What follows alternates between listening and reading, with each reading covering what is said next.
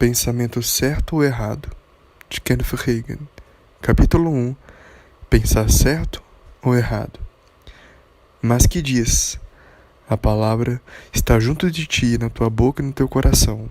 Esta é a palavra da fé que pregamos, a saber: se com a tua boca confessares ao Senhor Jesus, e em teu coração creres que Deus o ressuscitou dos mortos, serás salvo. Visto que com o coração se crê para a justiça e com a boca se faz confissão para a salvação. Romanos 10, 8-10. O que nós cremos é o resultado do nosso pensamento. Se pensarmos erroneamente, vamos crer de maneira errada. Se a nossa crença for errada, a confissão também o será. Ou seja, o que dissermos estará errado. Tudo depende do nosso modo de pensar. Mas a palavra de Deus nos foi dada para endireitarmos nossos pensamentos. Jesus disse em Marcos 11:23, porque em verdade vos digo que qualquer que disser a este monte, ergue-te e lança-te no mar, e não duvidar em seu coração, mas crê que se fará aquilo que diz, tudo que disser lhe será feito. Geralmente conversamos bastante sobre o crer, mas não conversamos tanto sobre o falar. É claro que não seremos capazes de falar certo se não pensarmos certo. Nosso pensamento tem de estar em sintonia com a palavra de Deus, porque não poderemos crer, além do que nos revela a sua palavra. Pessoas que se envolveram no passado em religiões metafísicas ou de ciências da mente costumam confundir esse ensinamento sobre pensar certo e errado com aquelas religiões, porque continuam achando que o homem é simplesmente um ser mental e físico. Mas o homem é mais do que isso. Ele também é um ser espiritual. Os defensores da metafísica ensinam tanto sobre a mente que os participantes da Igreja do Evangelho Pleno ficam quase que receosos de dizer alguma coisa sobre a mente, embora a Bíblia tenha muito a dizer sobre ela. Por exemplo, a Bíblia diz: confia no Senhor de todo o teu coração e não te estribes no teu próprio entendimento. Mente. Provérbios 3:5. E ainda: destruindo os conselhos ou raciocínios e toda a altivez que se levanta contra o conhecimento de Deus e levando cativo todo entendimento e a obediência de Cristo. 2 Coríntios 10:5. A Bíblia também nos fala: e não vos conformeis com este mundo, mas transformai-vos pela renovação do vosso entendimento, para que experimenteis qual seja a boa, agradável e perfeita vontade de Deus. Romanos 12:2. Renovamos nossa mente estudando a palavra de Deus. A Bíblia ensina a ter a mente de Cristo. 1 Coríntios 2:16. A única maneira de termos a mente de Cristo é estudando sua palavra, crer nela de todo o coração e agir conforme seus ensinamentos. A palavra de Deus também nos ensina a pensar nas coisas que são boas, puras e honestas, se nelas houver alguma virtude. Filipenses 4:8. Portanto, a palavra de Deus realmente tem muitas coisas a dizer sobre a mente. Entretanto, precisamos compreender que os pensamentos podem surgir de duas fontes distintas. Em outras palavras, os pensamentos que vêm à nossa mente nem sempre se originam dela. O diabo coloca muitos pensamentos de fora. Esta é uma fonte. Por outro lado, pensamentos de Deus vêm do nosso interior. Eles vêm através do nosso espírito para a nossa mente. Quando você fica em comunhão estreita com o Senhor por meio da oração, meditação e estudo da palavra, aprende a distinguir a origem dos seus pensamentos. Naturalmente, pensamentos malignos são do diabo. Deus é amor, o amor não pensa, não ouve e não vê mal. Esse tipo de pensamento vem de Deus. Eu tenho percebido que as referências feitas sobre a mente confundem muitas pessoas. Porém, no tocante ao fato de crer, muitos pensam que creem, e realmente o fazem em suas mentes, mas não em seus corações. Por exemplo, se alguém fala sobre confissão, a maioria das pessoas pensa em confessar pecado, enfermidade ou fracasso. A passagem bíblica revela: se confessarmos nossos pecados, Ele é fiel e justo para nos perdoar os pecados e nos purificar de toda injustiça. 1 João 1:9. Mas a palavra de Deus tem muito mais a dizer sobre o lado positivo do que o negativo. Se as pessoas entendessem isso, faria uma grande diferença na vida e na maneira de pensar de cada um. No entanto, Elas só têm ouvido a pregação de um lado da confissão, o negativo. Portanto, só exercitam o lado do não farás. Paulo disse em Romanos 10:9: se com a tua boca confessares ao Senhor Jesus. Isso não se refere à confissão de pecado, nem a uma confissão de fraqueza. Ao invés disso, é uma confissão do senhorio de Jesus Cristo. E continua dizendo: e em teu coração creres que Deus o ressuscitou dos mortos, será salvo, visto que com o coração se crê para a justiça e com a boca se faz confissão para a salvação. Esta não é uma confissão negativa, é uma confissão positiva. De fato, o cristianismo é chamado de grande confissão. Hebreus 3:1 revela que devemos considerar o apóstolo e sumo sacerdote da nossa confissão. Nesse momento, seria para nós de grande ajuda definir o significado da palavra confissão. Em primeiro lugar, é afirmar alguma coisa na qual cremos. Em segundo lugar, é testificar algo que conhecemos. E em terceiro lugar, é testemunhar uma verdade que abraçamos. É necessário que façamos como em Hebreus 4:14. Retenhamos firmemente a nossa confissão. Também é preciso que haja uma confissão contínua da redenção que nos tirou do domínio de Satanás e do seu governo de condenação, medo ou doença. Temos de reter firmemente a nossa confissão, porque ela é a derrota de Satanás. Jesus derrotou o diabo há cerca de 2000 anos. Porém, o que ele fez legalmente por nós deve se tornar uma realidade em nossa vida. O lado experimental da redenção é vital. Nunca entenderemos completamente a palavra de Deus enquanto não pudermos enxergar claramente os dois lados diferentes da nossa redenção, o lado legal e o lado experimental. Um exemplo da face legal da redenção. Nós costumamos orar: Deus, salve este homem, ou Deus, cure aquela mulher. Entretanto, na mente de Deus, Ele já curou essas pessoas e as salvou. Em outras palavras, Deus estava em Cristo reconciliando o mundo consigo mesmo. Jesus não tem de morrer novamente para salvar ninguém. Ele já fez isso, não fez? Não precisa mais verter o seu sangue. Deus já fez tudo o que precisava para prover nossa redenção. Se alguém tratar do lado legal da redenção e pregá-lo exclusivamente, as pessoas não vão realmente experimentar nada na vida. E esse é o maior problema com muitas igrejas. O que tem sido pregado é legalmente verdadeiro, mas os cristãos se tornaram frios, mortos e formais, porque ouvem somente uma face da redenção, a legal, e com isso, a redenção não tem se tornado uma realidade. Por outro lado, se só for pregado o lado vital da experiência, o resultado é fogo estranho, o fanatismo e o extremismo. E ainda, se um pastor prega somente o lado da experiência da redenção, algumas pessoas buscam experiências fora da palavra de Deus. Um equilíbrio deve ser alcançado entre os dois lados de tal forma que se possa desfrutar na vida tudo que Deus legalmente proveu na redenção. Aquilo que o Senhor legalmente comprou, realizou e proveu para nós se torna nosso experimentalmente, quando cremos na palavra de Deus em nosso coração e confessamos com a boca que isso é verdadeiro. Por exemplo, podemos ver os aspectos legais e vitais da redenção nos escritos de Paulo aos cristãos de Roma. A palavra da fé que pregamos. Romanos 10:8. Tal expressão não é vista no Antigo Testamento, porque as pessoas daquele tempo não tiveram a experiência da redenção disponível como nós temos. Elas sequer entendiam claramente o que profetizavam a respeito do Messias, que estava por vir. Nos 4 evangelhos também não vemos a redenção sendo citada, porque a redenção que Jesus trouxera não estava realmente disponível enquanto ele estava na terra. Ele perdoou os pecados, mas nós temos muito mais do que o perdão de pecados na redenção. Somos feitos novas criaturas. A redenção não se tornou disponível para nós até que Jesus fosse crucificado, tivesse ressuscitado dos mortos e assentado-se à direita do Pai.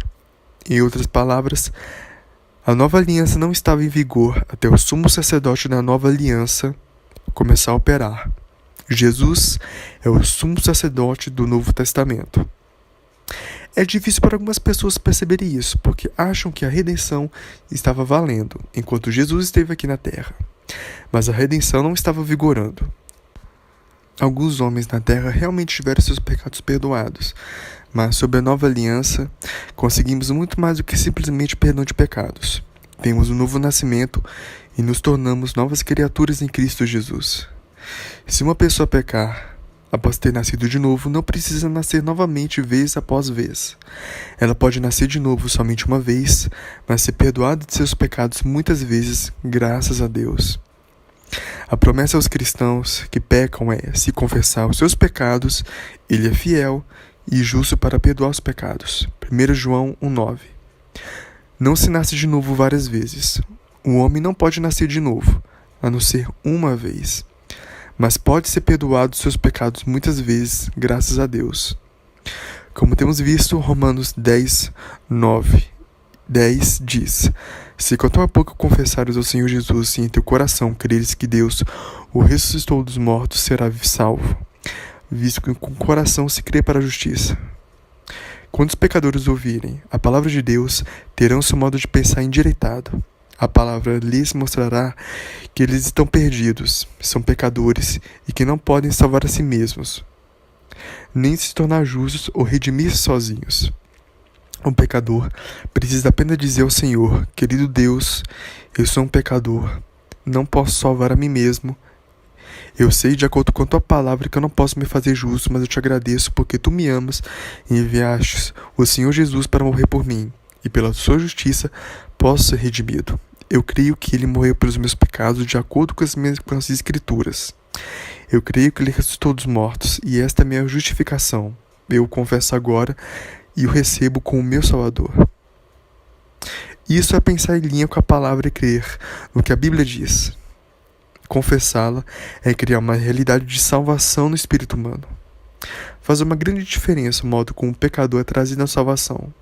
Por exemplo, se o modo de pensar de um pecador foi endireitado logo no começo, se a sua atitude de crer for certa e a confissão for de maneira correta, será muito mais fácil para ele não vacilar na sua caminhada cristã. Por outro lado, se não lhe for lhe dada instrução suficiente, o diabo então tirará vantagem daquilo que não conhece. O pecador será derrotado e roubado naquilo que Deus já fez por ele. Porque, se não conhecer a palavra de Deus e não souber como reter firme a confissão de fé, o diabo irá camuflar a situação e tentará fazê-lo sentir que nem sequer é salvo. Quando o novo cometido cometer errinhos, o diabo dirá: bem, você fez isso, agora você pode desistir e ir embora. A mesma coisa acontece quando o assunto é cura. Lembre-se de que a confissão é a derrota de Satanás. Na verdade, o versículo em Hebreus 4,14 revela: visto que temos o grande sumo sacerdote, Jesus, Filho de Deus, que penetrou nos céus, retenhamos firmemente a nossa confissão. Ou seja, dizer a mesma coisa. O que isso significa? Temos um grande sumo sacerdote que foi para os céus, Jesus, o Filho de Deus. Ele está lá nos representando junto ao Pai. Ele diz: eu morri por eles, eu levei os seus pecados, eu os redimi. Eu me tornei pecado por causa dos pecados deles, para que pudesse se tornar justiça de Deus em mim. Eu tomei as suas enfermidades e levei sobre mim as suas doenças. Eu os livrei da autoridade das trevas. Eu os gerei, fazendo deles novas criaturas. Isso é o que ele está dizendo na sua palavra. A tradução grega desse versículo significa: retenhamos firmemente a declaração da mesma coisa. Essa é a nossa confissão. A sua confissão ou aprisionará você ou o libertará. A confissão é o resultado da nossa crença e ela é o resultado do nosso pensar certo ou errado. Em primeiro lugar, é necessário que saibamos o que a palavra fez por nós em Cristo. Creiamos e confessemos isso. É a confissão que cria a realidade, então ela se torna real em nossa vida. Em segundo lugar, é imprescindível que saibamos o que Deus fez por nós, por meio da palavra e do Espírito Santo. Em terceiro, é preciso que saibamos o que o Senhor Jesus está fazendo por nós agora no seu ministério atual. à direita de Deus Pai no céu. Em quarto lugar, primordial é que saibamos o que a palavra de Deus fará por nós através de nossos lábios, o que Deus pode fazer por meio de nós. Filipenses 2,13 diz: porque Deus é o que opera em vós, tanto o querer quanto o efetuar, segundo a sua boa vontade. Deus opera em nós. Ele opera por meio de nós, mas não nos deixa à parte. O Senhor deu à igreja a autoridade e a comissão para ir por todo mundo e pregar o evangelho a toda criatura. O plano do Senhor é operar por meio de nós. O Espírito Santo é nosso ajudador. Entretanto, o Espírito Santo não faz a obra por nós. Esse é outro ponto que a nossa maneira de pensar tem sido errada. Deixa o Espírito Santo fazê-la. Tem sido o clamor de muitos. O Espírito Santo não foi enviado para fazê-la. A palavra grega é traduzida como Consolador. A versão revisada americana de João 14,18 diz: não o deixarei desamparado. Eu virei até você, eu enviarei um outro ajudador. A palavra grega paradeto, que é traduzida por Consolador, significa aquele chamado para ajudar. Não, Deus não nos enviou o Espírito Santo para que ele fizesse a obra. Ele o enviou para nos ajudar a concretizá-la. Na maior parte do tempo, o Espírito Santo é deixado para concluir tudo. Se o Espírito Santo fizesse tudo, não haveria necessidade de enviar missionários. Nós oramos muitas vezes: Deus, convence este meu amigo dos seus pecados. Faça com que ele tenha convicção real. Mas a convicção nunca virá sobre ele, a menos que alguém lhe dê a palavra de Deus. Sem ouvi-la, não será convencido. Paulo disse em Romanos 10, 13 e 14: porque todo aquele que invocar o nome do Senhor será salvo. Pois, como invocarão aquele que não creram? E como crerão naquele de quem não ouviram? E como ouvirão, se não há quem pregue? A Bíblia diz que Deus ordenou que os homens fossem salvos através da pregação da palavra. Nós certamente cremos em sinais e maravilhas, mas sinais e maravilhas não salvam ninguém, simplesmente atraem a atenção das pessoas. Uma vez que eles acontecem, as pessoas podem saber como serem salvas. Se a nossa maneira de pensar não estiver certa, de acordo com essas diretrizes, a nossa crença estará errada. Então, a nossa conversa será errada e seremos confundidos e derrotados. Precisamos compreender o que a palavra de Deus pode fazer por intermédio dos nossos lábios, porque, como temos visto, o Espírito Santo foi enviado para nos ajudar. Na maior parte do tempo, simplesmente queremos ser abençoados na igreja. Por isso oramos: Senhor, traz as pessoas. Ou, Senhor, vai lá fora e salva aquela pessoa. Na verdade, essa é a nossa responsabilidade. Temos o Espírito Santo para nos ajudar a fazer com que as pessoas venham à igreja, a conseguir que sejam salvas e a realizar a obra de Deus. A menos que estejamos com vontade de fazer a obra, estaremos desperdiçando nosso tempo com longos períodos de oração para que o Espírito Santo faça a obra por nós. Em Dallas, uma mulher me pediu para orar por ela. Ela havia jejuado e orado por 3 dias e 3 noites buscando a vontade de Deus para a sua vida. Eu lhe perguntei o que ela descobriu. Disse que Deus queria que ela visitasse as pessoas, distribuísse folhetos e fizesse todo o trabalho pessoal. Ele disse que poderia ter poupado seus 3 dias de jejum se ela tivesse me perguntado antes, porque isso é o que a palavra de Deus ensina. É o que Deus espera de todos os seus filhos. Certa vez, sugeri a um grupo de pessoas numa igreja que cada uma preparasse uma lição da Bíblia sozinha. Então, se elas fossem alguma vez chamadas para falar em alguma assembleia, teriam mais material do que seriam capazes de usar e poderiam realmente ajudar a abençoar o grupo. Propus que os crentes lessem o Novo Testamento, e particularmente as epístolas, porque elas estão cheias de expressão tais como em Cristo, nele e em quem. A expressão é usada o inferido aproximadamente 134 vezes no Novo Testamento. Em todas as ocorrências, está falando sobre o indivíduo, sobre o que ele tem, o que ele pode ter em Cristo. Não é só você que sabe pessoalmente sobre o Senhor Jesus Cristo que conta, mas o que a palavra de Deus diz que você é em Cristo.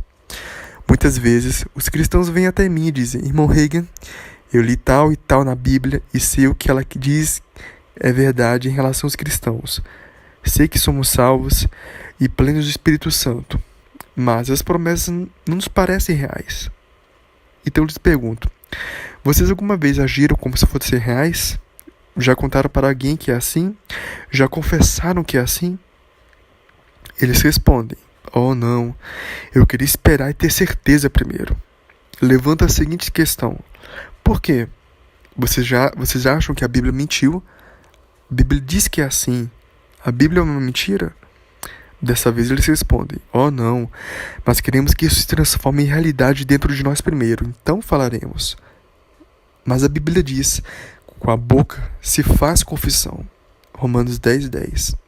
Uma promessa da palavra de Deus deve ser confessada antes mesmo que se torne uma realidade. De acordo com a palavra, já é real, mas para que ela se torne realidade em sua vida, você deve confessá-la como tal. Eu me lembro de uma mulher que tinha frequentado a escola bíblica durante 3 anos. Ela não era uma ministra e nem reivindicava ser. Havia ido à escola bíblica para obter treinamento. O seu pastor me contou que ela era o membro mais notável daquela grande igreja. Era uma professora de escola dominical e fazia parte de todas as atividades da igreja. Ela me disse uma vez, depois que eu preguei numa reunião de uma comunidade ali perto, irmão Reagan, eu fiz o que o senhor disse e ainda não li as 134 escrituras que o senhor mencionou. Entretanto, li 25 delas meditando atentamente. Eu fui salva, plena do Espírito Santo e fiz o melhor que pude para o Senhor em todas as coisas por muitos anos. Mas o Senhor sabe, eu me sinto como se tivesse acabado de ser salvo agora. O que está aqui escrito é tão real que parece que só agora que eu nasci de novo. Eu lhe disse que a verdade sobre esse assunto era que ela nascera de novo há muito tempo, mas nunca tinha andado na luz da sua experiência. Tinha tudo sido dela todo o tempo. Lhe pertencia. Mas, por ela não ter ousado confessar e clamar por isso, nunca andara no que legalmente era dela. Ao confessar o que você é em Cristo, clama por isso e assim anda. Está apropriando-se da realidade daquilo que legalmente é seu. Infelizmente, muitas pessoas não compreenderam isso. Permanecerão como bebês cristãos e não serão capazes de desfrutar da plenitude do que são em Cristo. Um cristão não é renovado como um colchão. Um colchão renovado é apenas reformado, mas o novo nascimento não é uma reforma ou uma renovação. Um cristão nascido de novo é uma nova criatura, novinha em folha, uma nova criação. Em uma tradução de 2 Coríntios 5,17 está escrito, ele é uma nova espécie. Essa nova criatura é simplesmente algo que nunca existiu antes. Cristãos nascidos de novo não são apenas pecadores perdoados.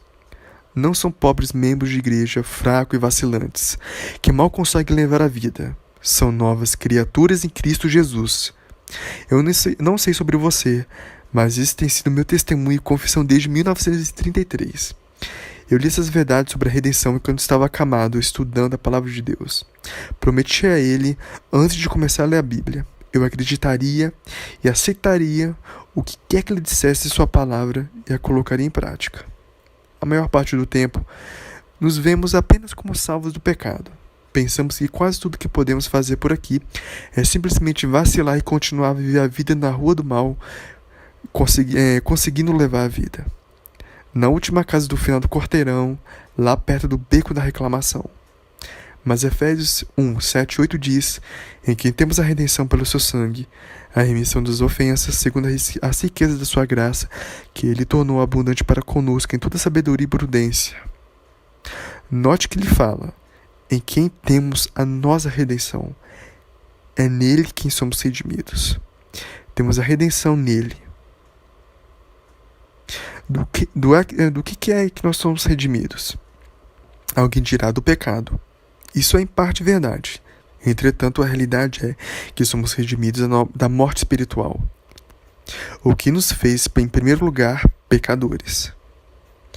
Também nós podemos dizer que somos redimidos da maldição da lei, porque Gálatas 3,13 diz, Cristo nos resgatou da maldição da lei, fazendo-se maldição por nós, porque está escrito, maldito todo aquele que for pendurado no madeiro. Quando olhamos para a lei de Moisés, vemos que a punição por quebrar as leis de Deus era tripla. pobreza, doença e morte. Daqui, no caso, morte espiritual. Jesus veio nos redimir porque fomos vendidos ao pecado e à morte espiritual, e Satanás estava nos dominando. Mas agora que temos a redenção em Cristo, o domínio do diabo sobre nós foi quebrado. Isso significa que ele perdeu o domínio sobre a nossa vida no minuto em que nascemos de novo, no minuto em que nos tornamos novas criaturas em Cristo Jesus. Quer dizer que recebemos um novo Senhor, um novo dono para reinar sobre nós, Jesus Cristo. Antes, Satanás foi o nosso Senhor e dono. Ele nos dominava. Porém, agora que somos novas criaturas em Cristo Jesus, Ele é o nosso Senhor. Romanos 6,14 aponta: porque o pecado não terá domínio sobre vós, pois não estáis debaixo da lei, mas debaixo da graça. Se algo tem senhorio sobre você, ele exerce domínio. O pecado e Satanás são sinônimos. Em outras palavras, eles são semelhantes ou quase semelhantes em sentido ou significado. Pode-se interpretar o versículo 14 de Romanos 6 como: Satanás não terá domínio sobre vós, pois não estáis debaixo da lei, mas debaixo da graça. Cristo nos redimiu. Ele é o nosso cabeça. Ele é o cabeça da igreja. Se Cristo é o cabeça da igreja e nós somos membros do corpo dele, a igreja, então ele é o nosso cabeça. O diabo tem alguma autoridade para governar o corpo de Cristo? Não. Nós somos de Cristo e devemos ser dominados somente por ele. Satanás não nos pode governar, porque se ele nos governasse, estaria comandando o corpo de Cristo, que é a igreja. Mas sabemos que Jesus é o cabeça da igreja. Portanto, por não sermos mais dominados por Satanás, doenças e enfermidades não podem mais exercer senhorio ou domínio sobre nós também. Velhos hábitos não nos podem governar mais. Por quê? Porque nós somos novas criaturas em Cristo Jesus. Precisamos aprender e crer nessa verdade. Então, começaremos a falar sobre ela. A verdade irá se tornar realidade em nosso espírito e seremos vencedores, vivendo uma vida vitoriosa em Cristo. Como está escrito em Apocalipse 12:11. Eles venceram sobre ele pelo sangue do Cordeiro e pela palavra do seu testemunho. Pode-se situar uma pessoa espiritualmente pelo que ela diz. A maioria dos cristãos cita as Escrituras sobre nossa redenção e ora para que elas se tornem reais para cada um, não entendendo que, se são nascidos de novo em Cristo, a palavra já é uma verdade na vida deles. Tudo o que tem que fazer é reivindicar essas promessas, alcançando-as, tomando posse, se agarrando delas, se apropriando delas por si mesmos. Muitos perguntam: se é obtido tão facilmente, por que eu não tenho isso? Se você tivesse $10.000 no banco no seu nome, mas não soubesse, não trariam nenhuma vantagem, não é mesmo? Muito embora fossem seus. E você seria um mentiroso se dissesse que não eram seus. O mesmo é verdade quanto às coisas espirituais. Se você não sabe que as coisas espirituais são suas, não lhes trarão benefício nenhum. Você que tem que torná-las suas, não do ponto de vista legal, mas do ponto de vista da experiência. Uma das passagens bíblicas favoritas que me ajudou a atravessar os anos está em Isaías 41:10. Não temas, porque eu sou contigo. Não te assombres, porque eu sou o teu Deus. Eu te esforço, eu te ajudo, te sustento com a destra da minha justiça. Isso foi escrito a Israel, mas ainda é verdade hoje. Mesmo antes de fazer parte do ministério do Evangelho pleno, eu não chorava e pedia para Deus me ajudar. Eu abria a minha Bíblia em trechos como esse, caía de joelhos diante dele e orava: querido Deus, estou tão feliz porque tu estás comigo, que é o meu Deus, que sempre me fortalece e me sustenta com a destra da tua justiça. E eu não tenho que temer, porque disseste, para não me assombrar. Mesmo na hora mais negra, você pode sair por aí rindo e sorrindo. Muitas vezes dizemos: não tenha medo, dias melhores virão. Há expressões humanas de encorajamento, mas Deus diz: não temas, porque eu sou contigo. Gênesis 26:24. Essa é uma boa razão para não ter medo. Deus nos oferece saúde e libertação divina. Pode alguém com quem ele está ainda sentir medo? Não. Se souber quem é Deus, não temerá.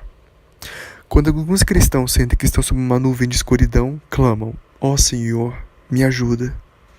Deus realmente nos ajuda porque Ele é um Deus misericordioso e desce até o nosso nível. Mas é muito melhor subir até o nível dele para alcançarmos as nossas bênçãos. Podemos alimentar nossa nuvem escura com pensamentos errados, confissões erradas e crença errada. Ou podemos tirar a nuvem errada, escura com pensamentos certos, confissão certa e crença certa baseada na palavra de Deus. Deveríamos nos tornar pessoas com mentes orientadas por Deus, e a única maneira de sermos assim é pensar os pensamentos de Deus, segundo Ele.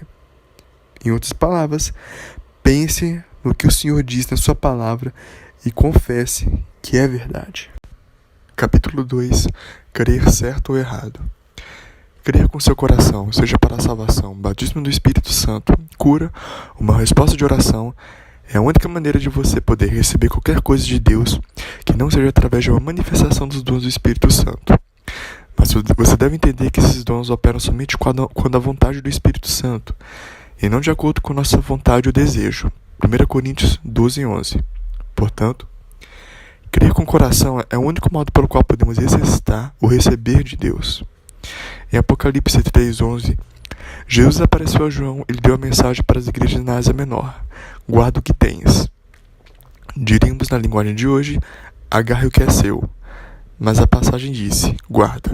A razão pela qual Jesus disse isso foi porque ele sabia que havia um poder levantado contra nós que se empenharia em nos derrotar e nos roubar. A fé é como um amor, só é revelado na ação e na palavra. Assim, não existe fé sem confissão, mas a fé crescerá com a sua confissão. A confissão faz várias coisas para o cristão. Ela dá direção e fixa os limites da vida de alguém. Não se pode receber algo de Deus sem fé e confissão errada. Quando começamos a compreender isso, chegamos a algum lugar com Deus. Os 10 espiões enviados a Canaã fixaram o limite das suas vidas pelas suas confissões. Disseram: nós não podemos fazer isso. Eles creram que não podiam, por isso não puderam. Israel aceitou o relatório da maioria, que em seguida passou a vagar no deserto por mais 40 anos, uma geração inteira, em meio à vida selvagem. Mas Josué e Caleb tinham um relatório diferente. Eles creram no que podiam conquistar a terra prometida. Eles disseram: subamos animosamente e possuamo-la em herança, porque certamente prevaleceremos contra ela. Números 13:30. Aquela afirmativa fixou o limite da vida deles. Só eles viveram o suficiente para entrar em Canaã. Alguns pensam que Deus gosta mais de certas pessoas do que de outras. Isso não é verdade. Deus não tem bichos de estimação ou filhos favoritos. Ele nos ama com o mesmo amor e fez provisão para todos nós.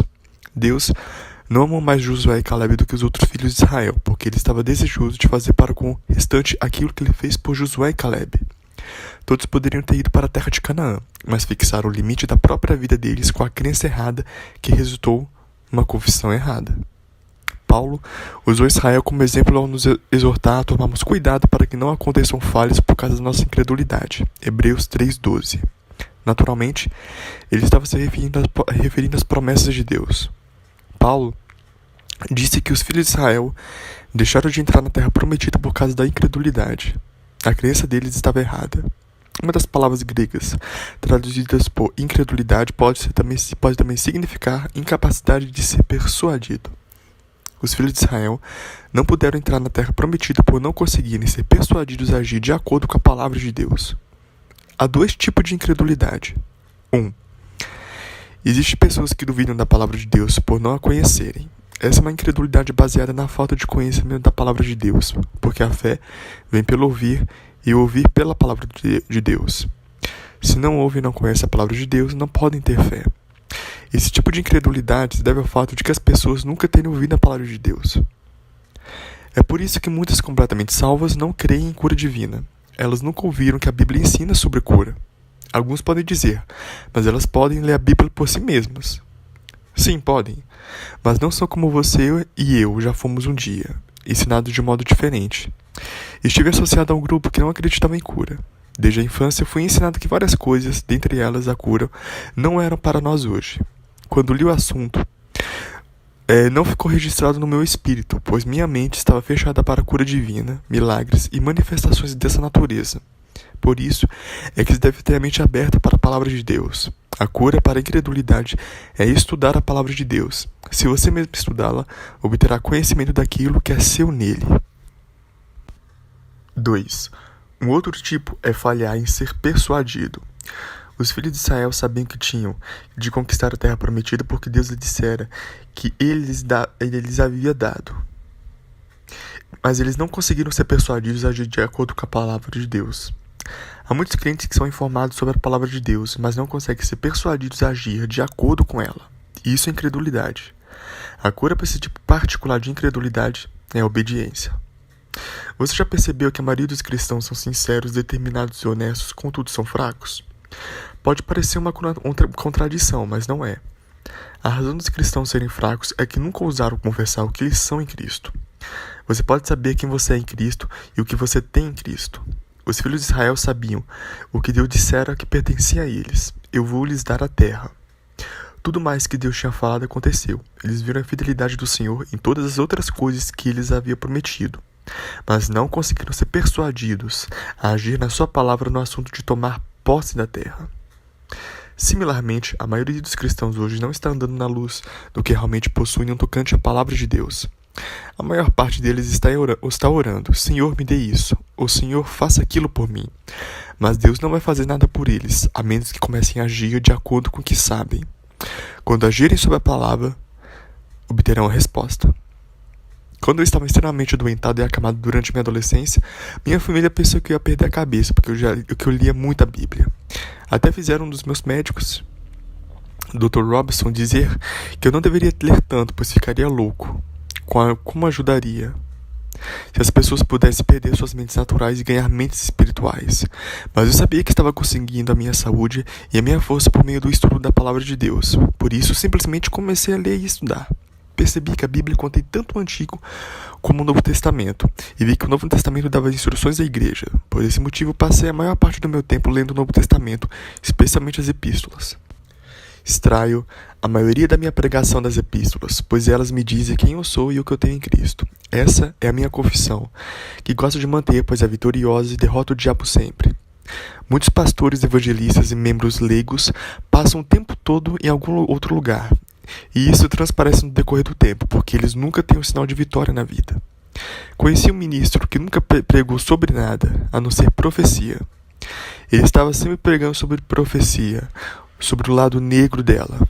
Por fim, o seu povo ficou cansado de ouvi-lo sobre isso o tempo todo e passou a frequentar outro lugar. Esse pastor sofreu muito fisicamente antes de morrer.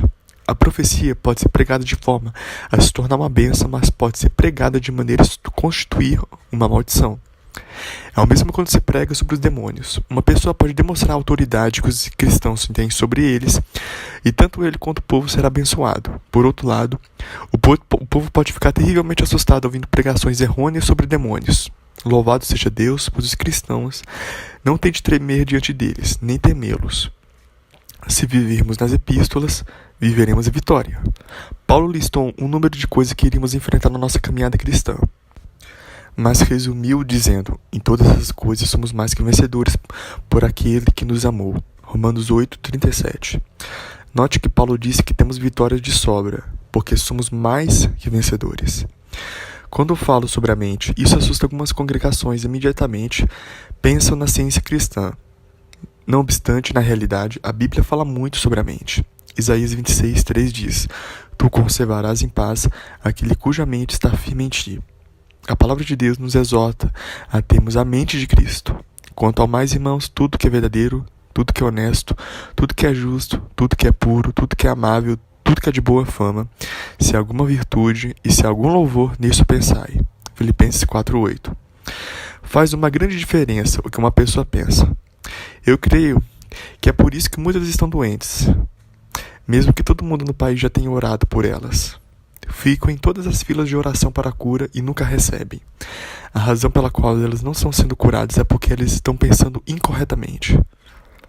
No passado, notei que muitos pareciam ter sido ajudadas quando orei por elas. Algumas até se justificaram que a dor e o sofrimento foram embora por 2 ou 3 dias. Eu sabia o tempo todo que a enfermidade ou dor voltaria, pois o lamento ainda estava em suas vozes.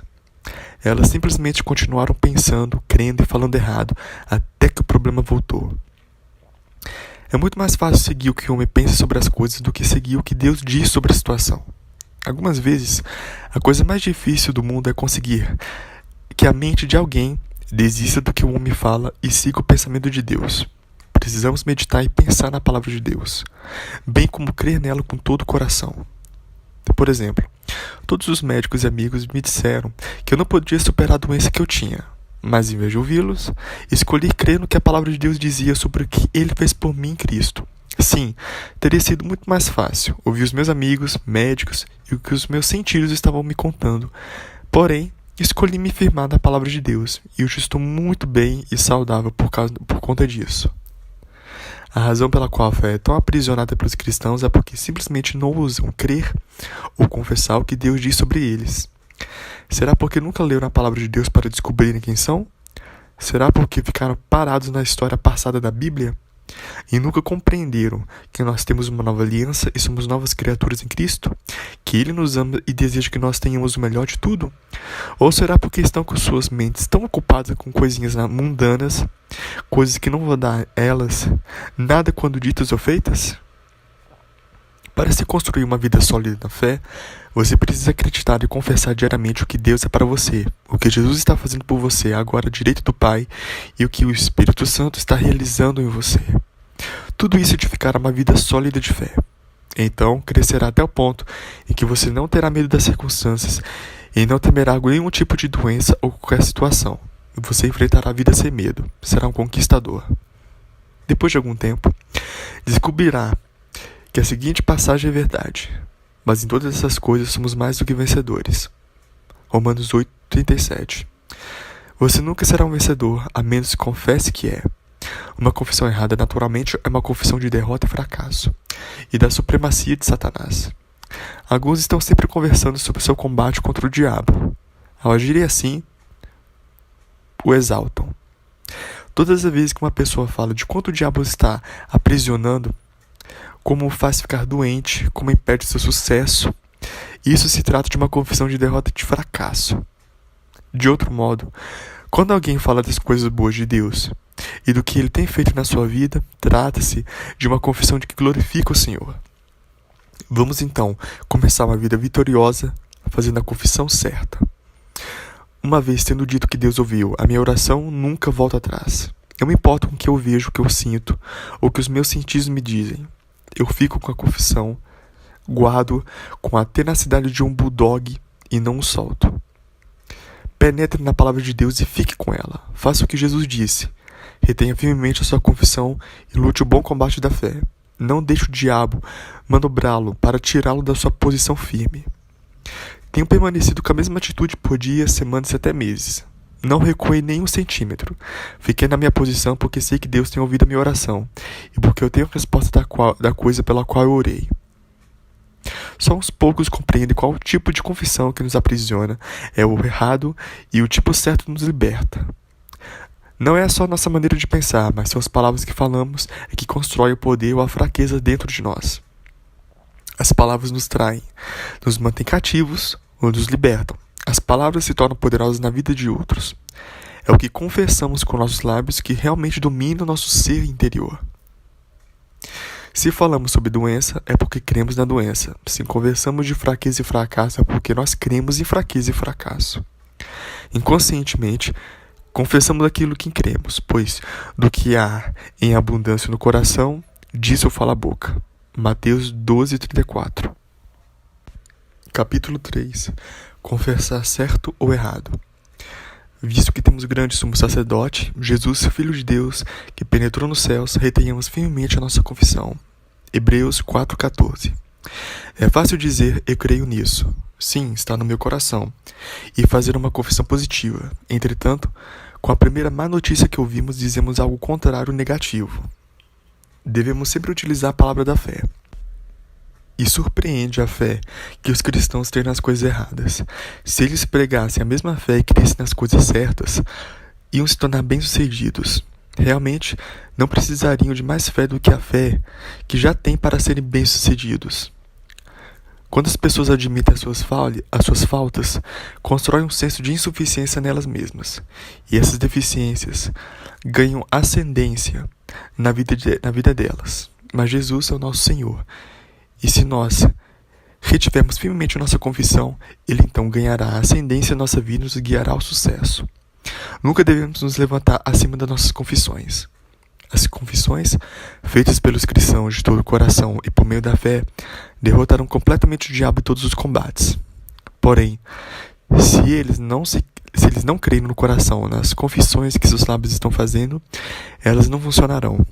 E se confessam as habilidades de Satanás em impedir e inibir seu sucesso, Satanás exercerá domínio sobre eles. Mas Colossenses 2,15 diz: e despojando os principados e potestades, os expôs publicamente e deles triunfou em si mesmos. Se Cristo derrotou o diabo, nós, então por que o diabo fez tantas coisas contra nós? Ou faz tantas coisas contra nós? Por que ele domina as pessoas? Porque as pessoas deixam. Muitos pensam que Deus é responsável por todas as coisas que acontecem com eles, quando na verdade Ele não é responsável por nenhuma delas. As pessoas acham que cabe a Deus fazer alguma coisa sobre os seus problemas, porém, compete ao indivíduo fazer algo. Por quê? Porque depois da ascensão de Cristo, a obra que ele fez em levar adiante o grande plano da redenção foi entregue à igreja e cabe aos cristãos possuir a terra. No princípio, Deus criou os céus e a terra, e depois que ele fez tudo, entregou a Adão. Disse a Adão que estava lhe dando domínio sobre toda a obra de suas mãos. Adão podia fazer o que quisesse com a criação. Infelizmente, Adão cometeu autotraição e vendeu seu domínio ao diabo. Ao longo dos anos, a humanidade tem sido mistificada por esse ato. As pessoas se perguntam: Deus sabia o que ia acontecer? Por que deixou o diabo pegar o controle do mundo? Muitas delas dizem tais coisas porque não conhecem a Bíblia. As Escrituras dizem claramente que Deus criou os céus e a terra. Gênesis 1:1. E deu o domínio de todas as obras de suas mãos à humanidade. Gênesis 1:28, Salmos 8:6. Depois de nos dar o domínio sobre todas as coisas, não era mais o responsável. O homem passou então a ser o responsável. Você já percebeu que cada um dos autores do Novo Testamento nos dizem para fazer algo com o diabo? Por isso, os cristãos deveriam dizer nas epístolas as cartas escritas para a igreja. Pedro disse: o diabo, vosso adversário, anda em derredor, bramando como leão, buscando a quem possa tragar. 1 Pedro 5:8. Eu tenho ouvido crentes dizerem tais coisas como: o diabo está atrás de mim, ore por mim para ele não me alcançar. Orações como essas não fazem bem algum. Você também poderia dizer: brilha, brilha, brilha, estrelinha. Mas Pedro não parou no aviso de que o diabo anda em derredor bramando como leão, buscando a quem possa tragar. No versículo seguinte, versículo 9, continuou dizendo para fazermos algo sobre isso, ao qual resistir firmes na fé. Somos nós que devemos fazer algo com o diabo. Devemos dizer a ele: a palavra diz que Jesus derrotou você. Você é o inimigo derrotado, diabo. O Novo Testamento, a nova aliança que Deus estabeleceu com o homem pelo sangue de Cristo, diz que você não tem autoridade sobre mim, pois Jesus se tornou a garantia de um melhor testamento. Hebreus 7:22. Essa nova aliança revela que você não tem autoridade sobre mim, mas sim que eu tenho autoridade sobre você. Deixe-me em paz porque você está derrotado. Isso é fazer a confissão certa, que derrotará o diabo. Quando fazemos uma confissão errada, permitimos que Satanás tenha domínio sobre nós. Tiago disse: resisti ao diabo e ele fugirá de vós. Tiago 4:7. Ele estava escrevendo aos cristãos. Note que ele não disse que devíamos orar a Deus para que ele resistisse ao diabo e fizesse com que fugisse de nós. Ele não disse para telefonar para o pastor e fazê-lo orar para que o diabo fosse embora. Não. A menos que você resista ao diabo, ele não fugirá de você. Eu posso resistir a ele, e então fugirá de mim, mas não posso resistir a ele por você. Posso orar por pessoas pela fé, mas se elas mantiverem a confissão errada, não trará bem algum. As confissões erradas anularão o efeito de minhas orações. 1 Pedro 5:8, Tiago 4:7. Na verdade, Alguns conhecem tão pouco sobre a palavra de Deus que creem que eu posso simplesmente fazer por eles uma oração de fé, crendo eles ou não, e que ainda conseguirão uma resposta. Isso é tolice da parte dessas pessoas e contrário à palavra de Deus. Muitos dizem que creem no Novo Testamento, porém na verdade não creem. São ignorantes no que concerne à palavra de Deus. Perguntam: se o Senhor cura os doentes como Jesus fazia, então por que não cura todo mundo? Um homem diz que Jesus curou a todos os doentes. Um homem que diz que Jesus curou a todos os doentes é um mentiroso, porque a palavra de Deus mostra claramente que Jesus não curou todos os doentes. A incredulidade das pessoas impediu que Cristo fizesse muitas obras maravilhosas. Por exemplo, em Marcos 6, 5 e 6, lemos sobre Nazaré, a cidade natal de Jesus. E não podia fazer ali obras maravilhosas.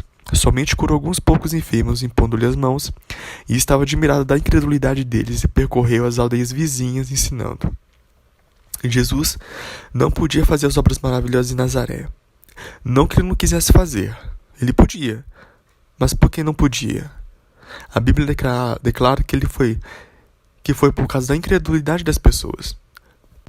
Lemos na Bíblia que todas as pessoas presentes em uma certa ocasião foram curadas. Algumas vezes eu tive todos curados nos meus cultos. Em outras, só uns poucos. A diferença está na fé ou incredulidade do indivíduo. Vemos isso ao longo do ministério de Jesus. Mateus 13:58 diz: e não fez ali muitas maravilhas ou milagres por causa da incredulidade deles. Se a incredulidade impediu Cristo de operar enquanto ele esteve aqui na terra ministrando sem medida pelo poder do Espírito, João 3:34, e se Jesus hoje está operando por meio do seu corpo, pela igreja e através do poder do Espírito Santo em nós, a incredulidade o impedirá de operar por meio de nós. Quando Cristo ressuscitou dos mortos, com toda a autoridade do céu e da terra, ele delegou a autoridade na terra à igreja, aos crentes. Compete a nós fazermos alguma coisa com o que Deus nos deu. Não compete a Deus. Cabe a nós cremos e agimos com base no que cremos.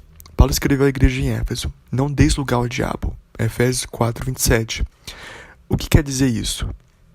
Quer dizer que nós não devemos dar ao diabo qualquer lugar em nós, porque ele não poderá nos dominar em nada, a menos que deixemos. Quando resistimos ao diabo e fazemos a confissão certa, podemos manter domínio sobre ele. Mas, se a confissão não estiver em linha com a palavra, ela glorificará o diabo, enchendo nosso coração com o espírito de medo e fraqueza. Nós nos levantaremos acima de toda a influência satânica ao declararmos: maior é o que está em vós do que está no mundo. 1 João 4:4. Maior é Cristo que está em nós do que qualquer outra força preparada contra nós. Nossa confissão é o campo de batalha onde lutamos, e é aqui onde determinamos se venceremos ou falharemos. Por outro lado, quando confessamos dúvidas e medos, negamos a graça e a habilidade de Deus. Cristãos nunca deveriam estar com dúvidas e medos, porque tais sentimentos são narcóticos do diabo. O Novo Testamento diz: porque Deus não nos deu espírito de temor, mas de fortaleza, de amor e de moderação. 2 Timóteo 1:7. Ele nos deu espírito de fortaleza, amor e moderação. Louvado seja Deus. Somos da família de Deus e seus filhos. Já que a fé, o amor e o poder nos pertencem, não devemos confessar dúvidas e medos.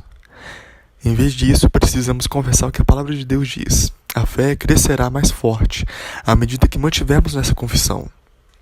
Se fosse para confessarmos fraquezas e doenças, estaremos confessando abertamente que a palavra de Deus não é verdadeira e que ele falhou em fazê-la boa. Mas o que Deus diz sobre enfermidade e doença? Em 1 Pedro 2:24 lemos: e pelas suas feridas fostes sarados. Mateus 8:17 diz: para que se cumprisse o que fora dito pelo profeta Isaías, que diz: ele tomou sobre si as nossas enfermidades e levou as nossas doenças. Em curar enfermos e expulsar demônios, T.L. Osborne declara: sua confissão de dor e doença é como colocar a assinatura para receber um pacote que a Companhia Expressa lhe trouxe. O diabo tem o seu recibo, sua confissão, mostrando que você aceitou o pacote dele. Não aceite nada enviado pelo demônio. Quando você confessa a fraqueza ou doença, em vez de confessar que ele tomou sobre si as enfermidades e doenças e as levou, você está confessando que ainda as tem. Nos primeiros anos de minha vida, eu tinha 2 problemas cardíacos sérios. O médico disse que qualquer um deles podia significar a morte. Meu corpo estava praticamente paralisado. Eu era tão anêmico que a cor do meu sangue era laranja pálido. Não havia chance alguma de eu ficar bem, exceto por meio da misericórdia de Deus. Comecei a ler a velha Bíblia Metodista da minha avó Drake. Eu a chamo de Bíblia Metodista porque ela havia sido salva há quase 100 anos numa campanha metodista no Tennessee. Descobri que a palavra de Deus tinha algo a dizer sobre a minha enfermidade e doença. Pelas suas feridas, foste sarado. Mas lá estava eu, tendo de 2 a 3 ataques cardíacos por dia. Não pensei em nenhum minuto que não orei. Eu orava praticamente a noite inteira por várias horas. Orava durante horas e horas. Não estou minimizando a oração, mas é necessário mais do que a oração para dar um jeito, num caso como esse. Requer a oração de quem crê. O problema com muitos cristãos é que fazem uma grande quantidade de oração sem crer, sem agir no que creem, e isso não resulta em nada. Não existe lugar na Bíblia que Jesus, ou outro qualquer, dissesse que só a oração já realizaria a tarefa, mas Jesus realmente disse, orando crendo, e o recebereis e tê-lo-eis. Marcos 11:24. E tudo que pedirdes na oração, crendo, recebereis. Mateus 21:22. Os cristãos dirão, vou lhe dizer, eu realmente creio na oração. Isso não significa coisa alguma. Você pode ir ao Tibete e lá achar uma religião que é mais antiga que o cristianismo, cujos adeptos também acreditam em oração. As pessoas oram constantemente. O monge faz sempre uma roda de oração. Novamente, quero enfatizar que não estou dizendo que devemos parar de orar. Estou simplesmente dizendo que a oração não é tudo que existe. Se você crê no que a palavra diz, precisa agir sobre ela quando ora. Ore. Esqueça e comece a se comportar como se a resposta tivesse vindo no minuto que você orou. Isso requer mais do que oração, requer acreditar na palavra e agir sobre ela. Aquém de toda ajuda humana, eu ainda era um adolescente acamado. Deus sabe das horas que passei em oração. Contudo, não tinha feito nenhum progresso em receber minha cura. Decidi que tinha de haver algo errado em algum lugar e sabia que não era da parte de Deus. Eu que precisava mudar, porque Deus nunca muda. Perguntei, Senhor, o que está errado? Tem alguma coisa errada em algum lugar? Eu não estou fazendo contato com o Senhor. Não estou recebendo o que peço em oração. Deus me mostrou o problema pelo seu Espírito por meio da palavra. Eu tinha de acreditar que estava curado. Na realidade, a minha mente natural se rebelava contra aquilo, gritava contra aquilo.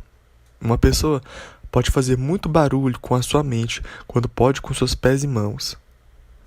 Embora minha mente continuasse dizendo, você é louco, eu dizia, não, eu vejo. Eu vejo exatamente. Aqui está o motivo pelo qual não recebi minha cura. Ainda estou confessando que tenho um problema no coração. Ainda confesso que estou paralisado. Eu posso sentir como o meu coração age. Por isso, ainda estou confessando que estou doente. Mas Deus disse que estou curado. A palavra de Deus fala que Ele fez algo com a enfermidade. Estou me agarrando nessa doença por confessá-la. Enquanto me agarrar nela, vou tê-la. Tenho de soltá-la. Preciso começar a confessar a verdade daquilo que Ele diz. Tenho aceitado o que os meus sentidos me dizem, em vez do testemunho da sua palavra. O que necessito fazer agora é aceitar a palavra de Deus, em vez dos meus sensos, porque ela diz que estou curado. Continue a lutar contra o diabo dessa maneira. Amigos, não pense que não haverá luta quando se faz uma confissão certa. Não pensem que existirá somente um tranquilo mar de rosas. Oh não, Deus não disse que você teria. Ele disse que teríamos de combater o bom combate da fé. 1 Timóteo 6,12. E resistir ao diabo até que ele fugisse de nós. Tiago 4,7. Disse também para retermos firmemente o que temos. Apocalipse 3,11. E resistimos ao diabo firmes na fé. 1 Pedro 5,9. Todos esses termos denotam que, da nossa parte, esforços exaustivos precisam ser empenhados, porque não temos de lutar contra carne e sangue, mas sim contra os principados, contra as potestades, contra os príncipes das trevas deste século, contra as hostes espirituais da maldade nos lugares celestiais. Efésios 6,12. Lutar denota esforço exaustivo empenhado. No entanto, não se trata de um esforço físico extenuante, como é lutar com um homem. É uma luta espiritual. Esses versículos que acabamos de ler se referem ao fato de que devemos lutar, batalhar, resistir ou empenhar esforço contra poderes malignos no mundo espiritual. Portanto, você deve manter firmemente a sua confissão. Guarde-a firmemente, não a retenha frouxamente ou pela metade, mas firmemente. Retenha com firmeza sua confissão, como eu retive a minha. Eu disse: não, diabo. A Bíblia diz que estou curado, e é exatamente isso que você tem de fazer para conseguir o que precisa de Deus. Eu parei de reter a confissão dos meus sentidos e retive o que a palavra de Deus disse. Isso foi o que me fez vencer e fará você vencer.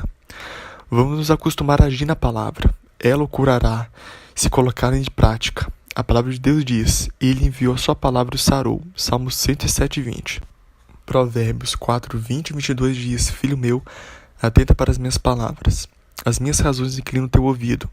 Não as deixe apartar-se dos teus olhos. Guarda-as no meio do teu coração, porque são vida para os que acham e saúde para o seu corpo.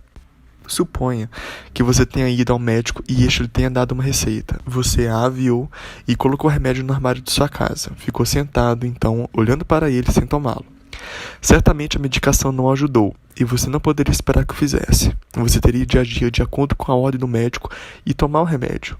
E não é só isso. Para funcionar corretamente, teria de tomá-lo de acordo com a bula. Embeba-se com a palavra de Deus até que seja tão consciente da palavra que pense nela continuamente. Enquanto outros estão conversando sobre algo mais, você deve conversar sobre o que a palavra de Deus diz. Por exemplo, a palavra diz que Deus suprirá todas as suas necessidades e que o curou. A sua confissão correta se tornará realidade. Dessa forma, você receberá tudo o que precisa de Deus. Haja na palavra de Deus hoje.